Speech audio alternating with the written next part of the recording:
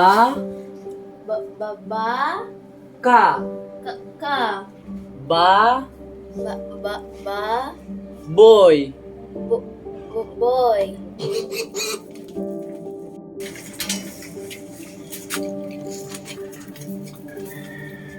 Anak, pahinging ang tubig na maiinom. Oh,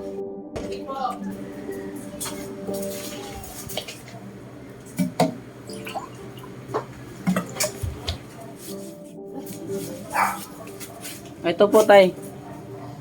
Salamat. Sige po.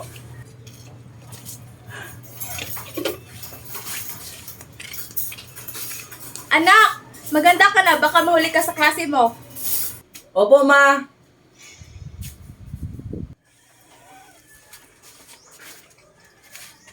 Ma, alis na po ako. Sige, nak. Ingat!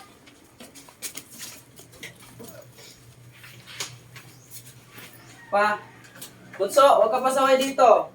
Kuya, airplane!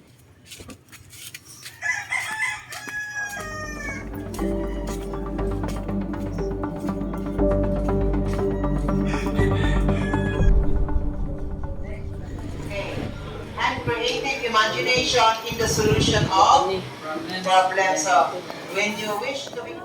Uy, Garlet! Uy, pare! What's up? Angas ng dating mo ngayon ah. Libre mo naman ako. Yun oh, baseball oh. Nakapag-review ka na ba? Yun lang. Basic.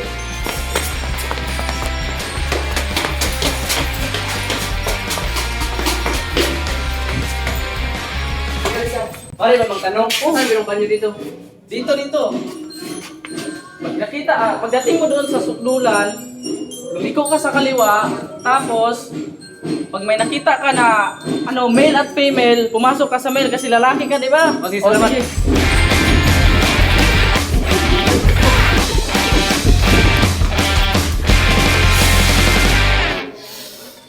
Sa wakas, nakaihi na rin ako.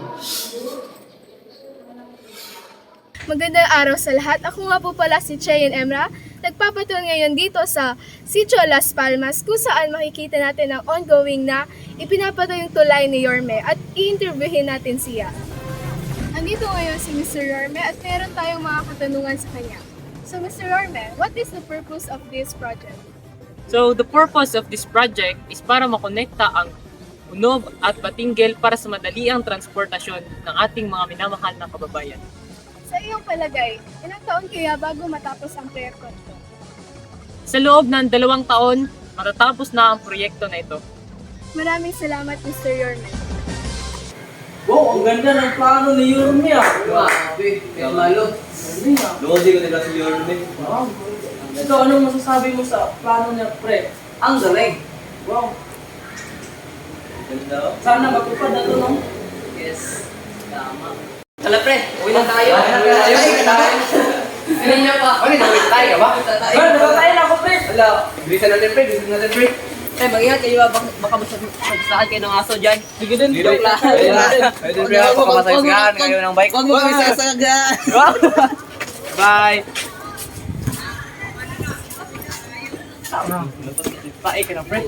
Sorry na, iihi ka na. Hindi pa.